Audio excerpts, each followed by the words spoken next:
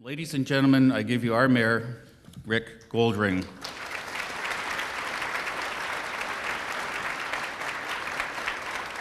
Good morning, ladies and gentlemen, and thank you very much for attending this morning's State of the City address.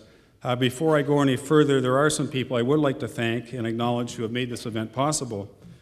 I do want to thank the Chamber of Commerce for not only hosting this morning, but also for the tremendous work that they do throughout the year, tirelessly promoting business and prosperity within the city.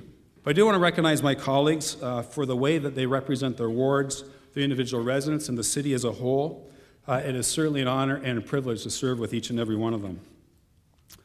Finally, I want to recognize the people who keep the city running, the city's management and staff. These are the people who put forth great effort throughout the year, providing services for our residents and step up during very challenging times around events like windstorms and ice storms. Thank you for your unwavering commitment in making Burlington the great city it is. I would like to take a moment to talk about the recent ice storm that we experienced on December 21st and 22nd. There was enormous damage and a loss of power to over 500,000 residents across the GTA over the holiday season. By Sunday morning, approximately 7,500 households, or about 12% of Burlington Hydro customers, were without power, and there was no certainty when the situation would be resolved. The areas north of Dundas, including Lowville and Kilbride and Cedar Springs, sustained the most damage. Trees toppled onto roads, rendered them impassable, and ice-crusted branches fell across power lines, resulting in those lines coming down.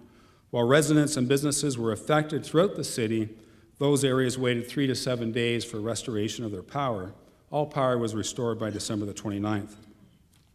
So on behalf of everyone in the city, I do want to recognize and thank all those involved for working and persevering through the most intensive storm-related power restoration work in recent memory that took people's time away from their families and their own holiday plans in order to serve the community by working together in a very, very complex 24/7 operation. I want to thank our city and regional staff. I want to thank our firefighters, both our career firefighters, but as well as our volunteer firefighters up in Kilbride who kept the Kilbride Fire Hall open as a community center, as a warming center, and a place for information and encouragement. I want to recognize Burlington Hydro. Jerry Smallgains, the CEO and president, is here this morning along with some of his hydro team, but the guys on the ground kept working and working and working until everybody was connected. I want to thank our friends at Oakville Hydro, Waterloo North Hydro, Cambridge and North Dumfries Hydro, as well as a number of contractors and various tree trimming organizations, and many, many others who are committed to support restoration and cleanup. I also want to recognize residents who helped and supported friends, neighbors, and strangers in a variety of different ways, including providing food, shelter, and encouragement to those in need. I was inspired by how people came together in true community spirit to serve others. All your efforts are applauded. We will continue to learn from these events through our review process so that we can get better in dealing with future emergencies. But I must say, we did a fine job. At the beginning of this term, with the help of the community, Council developed a strategic plan for Burlington to define our priorities and our action plans and identified 3 strategic pillars: vibrant neighborhoods, prosperity, and excellence in government. These themes serve as the roadmap we follow to ensure our people, businesses, and nature thrive. This morning's address is divided in 3 areas. We're going to talk about last year, look in the rearview mirror, we're going to talk about the course we are on, and then we're going to look at the road ahead. In 2013, the world economy remained seriously challenged. Europe was unsteady, the U.S. had a shutdown in government services due to fiscal constraints and political paralysis, and the Canadian economy grew at a modest 1.7%. In this environment, the federal and provincial governments continue to make cuts and shift costs and responsibilities to municipalities. While we continue to advocate for more assistance at the municipal level, we must be fiscally responsible and manage and leverage our own assets to ensure our own prosperity. We cannot always have our hand out asking for more money from senior levels of government. Jane and Mike, just ignore that last comment. We need to be creative and innovative in addressing our challenges by maintaining the balance between revenues generated and providing the services our community wants and needs.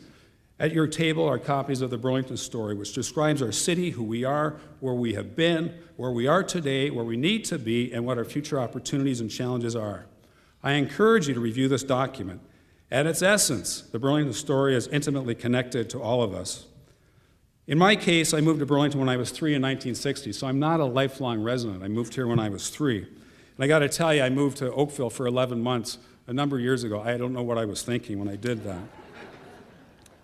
But my dad was a bank manager in East End of Hamilton in 1960. He and my mother wanted to move to Burlington earlier, but waited until the construction of the Skyway Bridge was completed, making the commute from Burlington to East Hamilton that much easier. They chose Burlington because of its location, its great neighborhoods, its rich natural surroundings, and because it was a great place to raise a family. And these are the same reasons why Burlington continues as a desirable place to live for longtime residents and newcomers. There are a number of public opinion surveys that have been completed over the last number of years that find that over 90% of Burlington residents state their quality of life is good or very good. And once again, we attained a top rating from Money Sense magazine as the #1 medium-sized city to live in all of Canada. Our goal is to be and live the title as Canada's quality of life capital. So what did 2013 bring to Burlington? While we are facing some challenges, our local economy continued to remain strong in 2013. Over 660,000 square feet of new industrial, commercial, and institutional space was constructed in 2013, with a total value exceeding $211 million and adding new tax revenues of close to $1 million annually. We welcomed 118 new businesses to Burlington last year, including Nuterra, which is a water and wastewater technology company that has established its 3rd location in Burlington. We also welcomed Seals Unlimited, who renovated a 13,000 square foot warehouse on King Road, and Gyptech, a global supplier of wallboard process equipment and engineering services, built a brand new corporate headquarters in Burlington, bringing 85 high-tech jobs to the city. Our unemployment rate is at 6.4%, which continues to remain lower than the provincial average. Over 1,100 new jobs were created last year, and we look to continue that trend in 2014, providing opportunities for Burlingtonians to live, not just live here, but work here as well. Burlington continues to have a very, very strong real estate market that saw 412 new units created in 2013, and the average price of a home now exceeds $486,000, which is a 7% increase over 2012. There are many milestones that were accomplished in 2013 and worthwhile noting, so let's take a look at the video to see some of the highlights.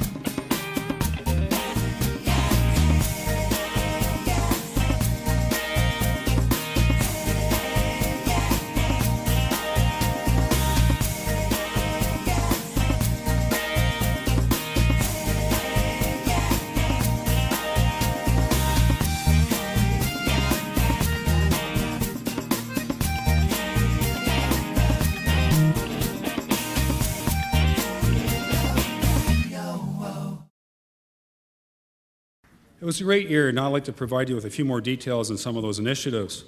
With the city increasing in density and some areas having reached full build-out, protecting our natural lands is more important than ever. Natural areas such as the Coots to Escarpment Eco Park system ensures that current and future residents will experience the gifts of nature, learn about the bounty and diversity in our own backyard, and are critical to preserving the quality of life that Burlingtonians enjoy now and in the future.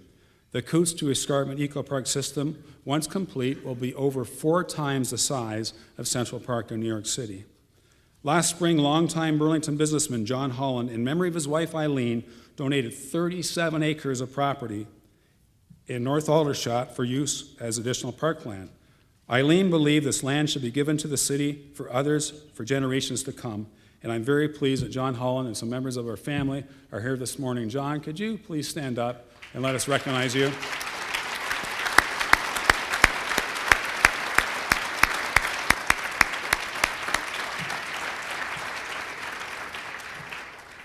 A great selfless act, John. Thank you so much. The Haber Recreation Center in Alton is the city's largest community construction project made possible through a very, very unique partnership between the City of Burlington, Halton District School Board, Burlington Public Library, and Haber & Associates Law Firm. This is our largest community center and is equipped with amenities to support regional and provincial levels of play. The Recreation Center shares the facility with the new Dr. Frank J. Hayden Secondary School and the Alton branch of Burlington Public Library. This unique branch of our library system is used by both high school students as well as the public. And this is a shining example of innovative partnerships that we need to consider and foster to build vibrant and complete neighborhoods.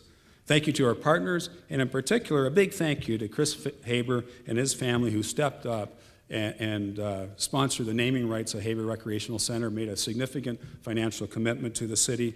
Chris and his family are here somewhere this morning. Chris, please stand up and take a bow. And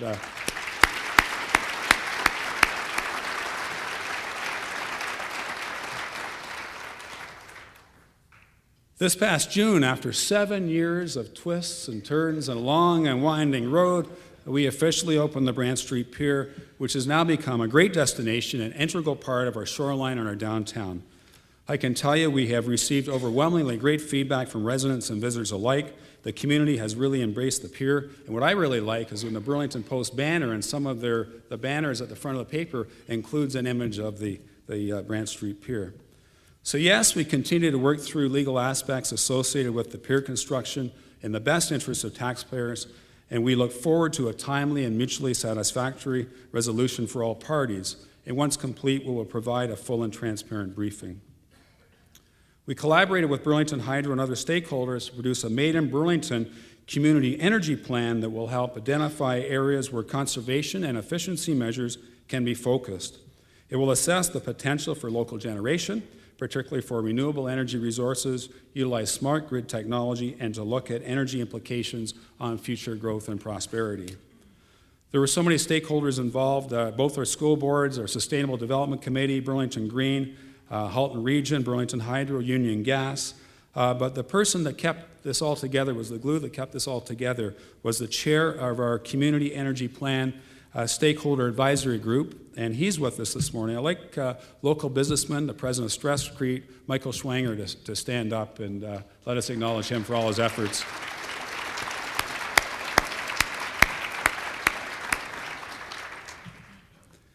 After years of planning and construction, the King Road grade separation was officially opened in December. The city, together with CN, installed an underpass at this very busy rail crossing that is used by more than 100 freight and commuter trains daily. This new underpass results in much better commuting for everyone and provides the necessary infrastructure to further the potential of the Aldershot business community and employment lands.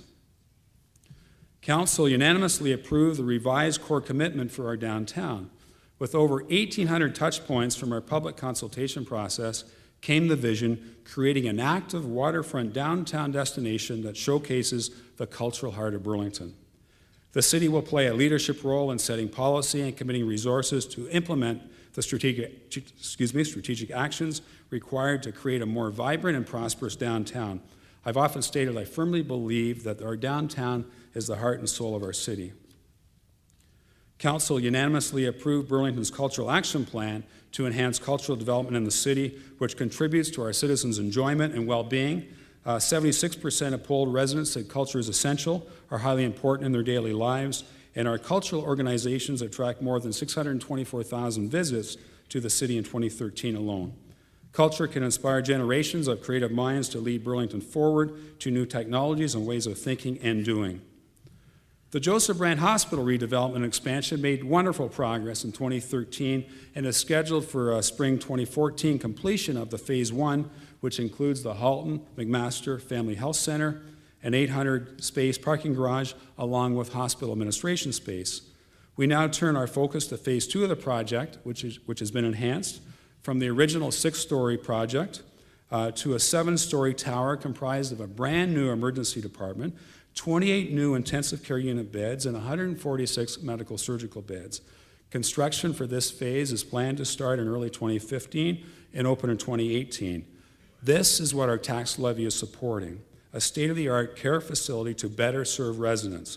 Joseph Brant Hospital, once this project is complete, will essentially be a brand new hospital. While the City of Burlington is contributing $60 million to the project, the Joseph Brant Hospital Foundation is also raising $60 million, so I encourage everyone to contribute to the capital campaign because this is your hospital. We endorsed our very first community engagement charter aimed at making the city's government more accessible and involved with the people it serves. The charter was created in cooperation between local residents and city staff. We continue to expand our engagement toolbox with our partnership with Vision Critical that will use innovative new forms of online technology to assist city and council in connecting with residents on a variety of issues. The community online panel, known as Insight Burlington, there's a website listed there if you can make note. It will be launched on January the 27th, but it will consist of 5,000 residents from all areas of the city on an online community engagement panel. And Burlington will be the very, very first Ontario city to use this online approach to citizen engagement and consultation, resulting in valued input on the issues of today and tomorrow. In partnership with the City of Hamilton, Halton Region, and both the federal and provincial governments, we continue to make great strides on the cleanup of the Bay as well as the cleanup of Randall Reef, and we've signed an agreement and committed some money to that particular process. The result will be a much cleaner Burlington Bay, improving the quality of life and prosperity for all Bay Area residents. 2013 also brought us some challenging issues. Residents reported to the city that literally tens of thousands of truckloads of fill were being transported onto the site of the Burlington Air Park for the apparent purpose of enhancing and expanding aviation activity. The negative impact was significant to surrounding residents, and the air park had never filed a site alteration plan with the city and did not recognize our jurisdiction. The city took the position that the city's site alteration bylaw is applicable to this project and must be complied with. After much discussion with residents and air park representatives, we filed a legal proceeding with the Milton Superior Court, and they ruled in our favor. This is a significant decision for Burlington and for municipalities with similar challenges all across the country. I thank all our residents for their perseverance and our staff for working diligently on this positive outcome. The safety and quality of life of our residents is our number one priority. We also tackled a review and update of the Burlington Beach Regional Waterfront Park Master Plan. This document has been in place for many years but had not had a meaningful update or review. And this has been one of the most complex and controversial matters to deal with since I've been on City Council. There are many issues of land ownership, zoning, wastewater, and property standards. The city is committed to protecting the Beachway, which is an environmentally significant area of the city, while respecting the rights of existing residents. As a result of the Halton Regional Council decision on October the 23rd, the city will continue working with the region and Conservation Halton to deliver a detailed park design, master plan, and environmental management plan while providing fairness and preserving the value of existing homes so that if homeowners sell to the city and region, homeowners will be confident that they will be treated fairly on a willing buyer, willing seller basis. There is no plan to expropriate, and Beachway residents will continue to retain ownership for as long as they wish. In October, the Burlington Community Foundation presented the second edition of Burlington's Vital Signs. This report evaluates Burlington as a place to live, work, and play by identifying trends that are critical to our quality of life. The report offers information that all of us should consider and provides findings of great interest, some of which I'm going to share with you this morning. Burlington, as most of you know, Halton Region and Burlington are one of the safest communities in Canada. In fact, Halton Region is the safest regional municipality of all of Canada, and residents tend to see the quality of life in the city as improving, as almost 30% indicate that the quality of life has improved over the past 2 years. It's no surprise that we are overall a very prosperous community. Our residential real estate values are holding strong and increasing as noted. We have well-educated labor force and have cultural opportunities and environmental features like the escarpment and the waterfront that are quite clearly the envy of others. Our median household income is 24% higher than the Ontario average. On the other hand, Almost 1 in 10 individuals live in a low-income household. 1/3 of those live in extreme poverty. Burlington is not immune to the youth issues that prevail elsewhere in Canada and the Western world, such as obesity, bullying, and mental health, and we need to advocate for quality infrastructure to provide the support needed so everyone can live healthy and productive lives. Our population is aging faster and greater than the Ontario average. The last census in 2011, 17% of our population is over age 65, compared to 14.5% in Ontario overall. To put this in perspective, there were 30,000 seniors in Burlington in 2011, and obviously this trend is going to continue. Currently, over 9,000 people in the city are over age 80, and within 25 years, there'll be 30,000 people over age 80. Some of us may be in this room. Glad you get a chuckle out of that. That's where we're going. The growth in local real estate values belies the challenge of providing affordable housing to those living with modest incomes or in single-parent or single-person households, which is growing in number. Interesting piece of information. Back in 1960, there were 4 people per household in the city. And now there's about 2.6, and it's heading lower to about 2.3. Burlington's rental vacancy rate is very low at 1.3% compared to Hamilton's 4.2% and the provincial average of 2.5%. So to be an inclusive community, this gap needs to be addressed so that everyone can have the opportunity to be self-reliant and flourish. Traffic congestion and gridlock is a significant issue for Burlington and GTHA. The annual cost of congestion is greater than $6 billion when travel delays, impact on the environment, increased vehicle costs from traffic delays, increased chance of vehicle collisions, and the loss of productivity are considered. Get this, in the next 18 years, it's expected that another 2.5 million people and 1 million cars are expected to move into the region. So the congestion will only get worse if action is not taken.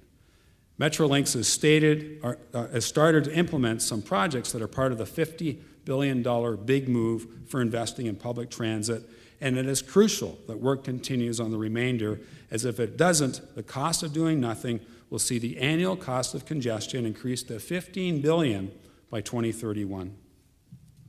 Within Burlington, work has commenced on the City of Burlington Transportation Master Plan. There are approximately 115,000 cars in Burlington. We were clearly built on cheap land and cheap oil like other suburban communities, and neither one is true anymore. There are about 70,000 household units in the city, and those 70,000 household units create about 6 trips per day. So that's over 400,000 vehicle trips on the average day in the city. In addition, there is significant cut-through traffic, often as a result of all the traffic delays on the QEW and the 403.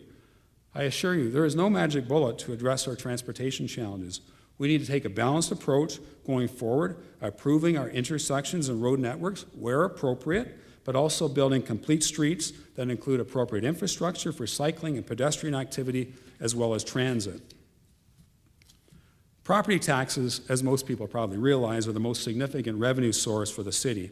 Traditionally, we have relied on residential growth to fund our service levels that residents expect.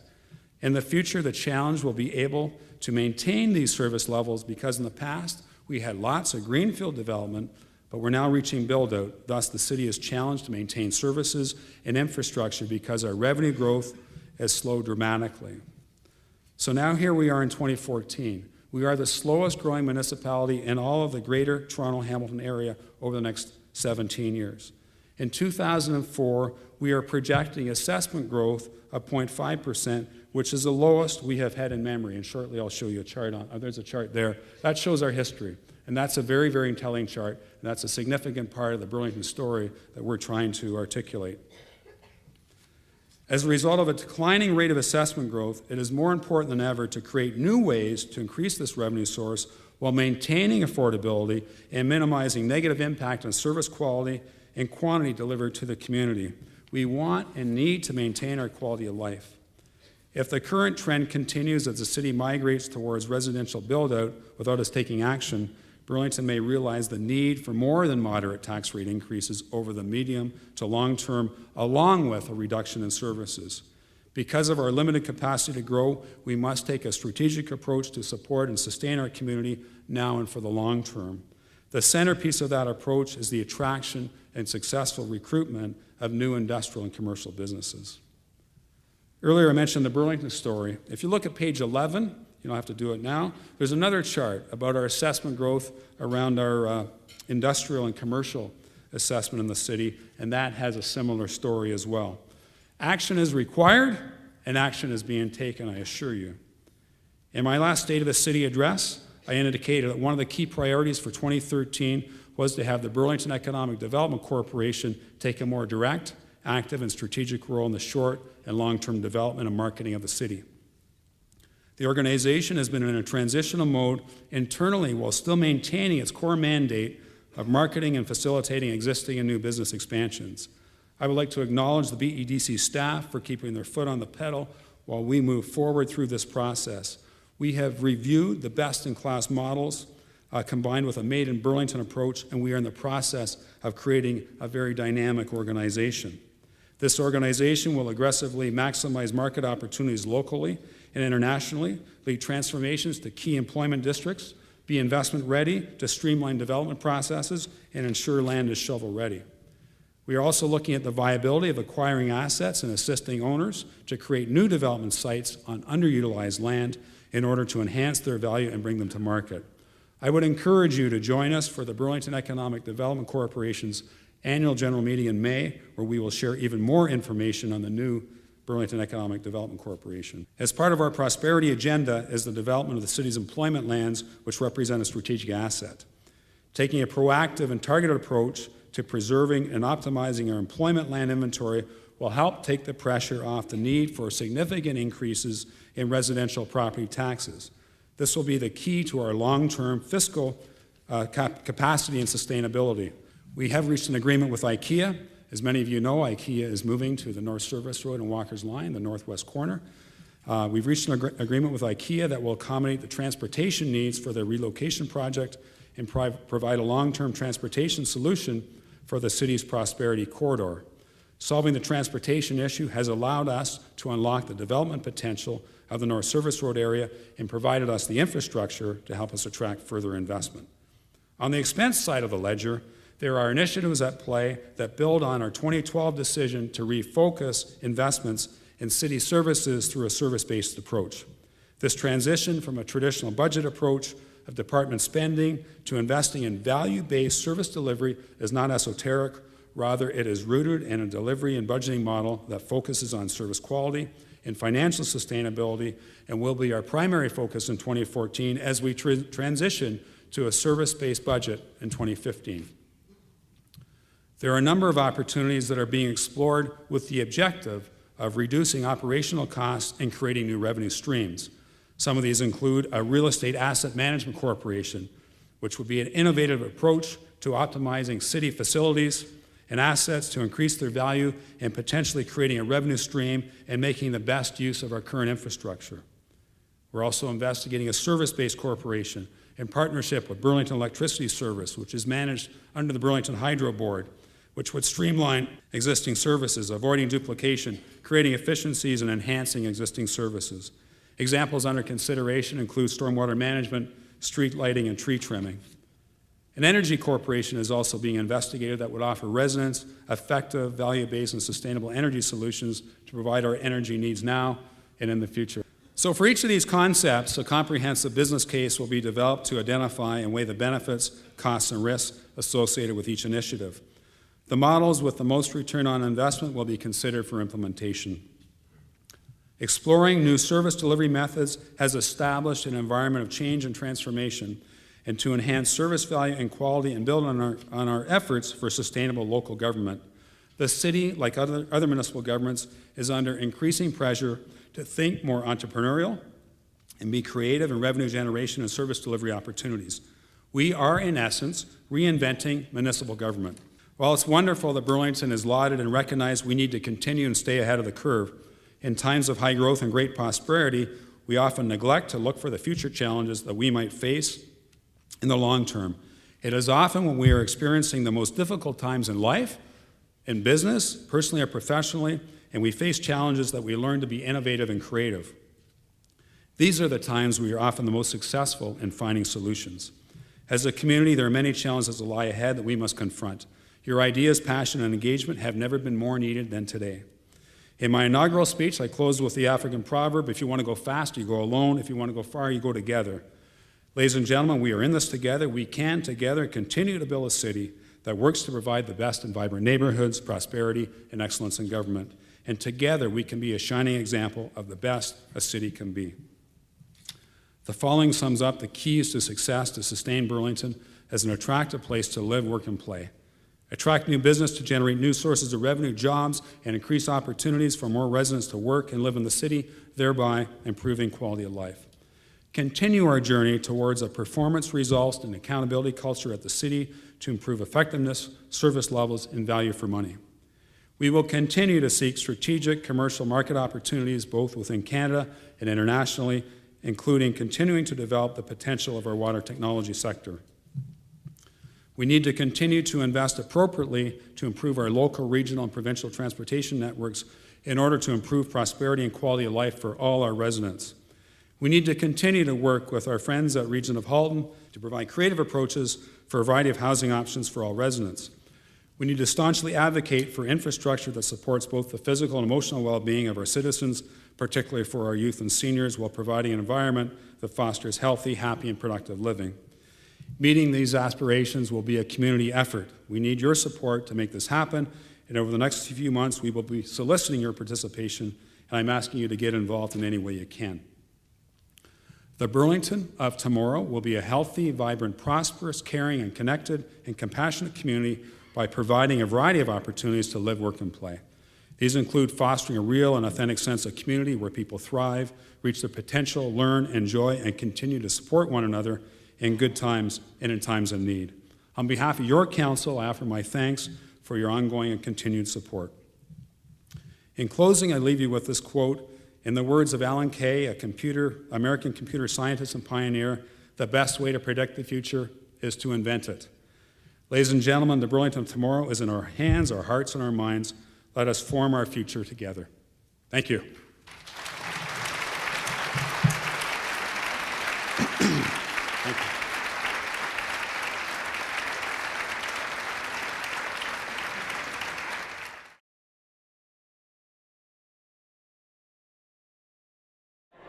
I think it's a leader in Canada, and I really was impressed with the way they went across the world to compare Burlington to places like Copenhagen and places in Sweden, which are the leaders in sustainable energy for cities, and setting our goals to try to match theirs.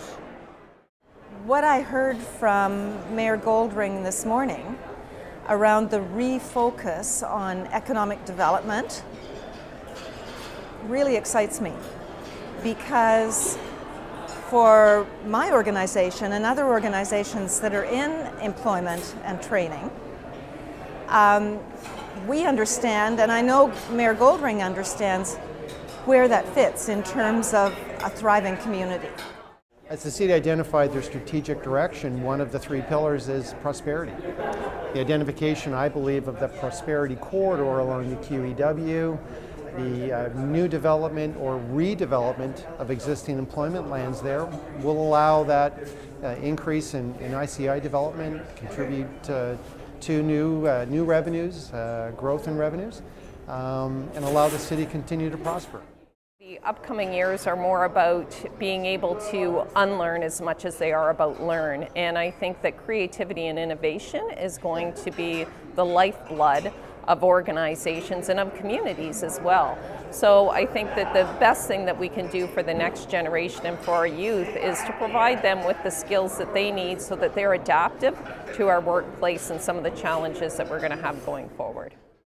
You heard the mayor a couple times this morning during his State of the City address talk about the high quality of life that we enjoy. And I think if you wanted a picture postcard of that high quality of life, you could come downtown and you could find all of the elements that he spoke of in about 10 city blocks.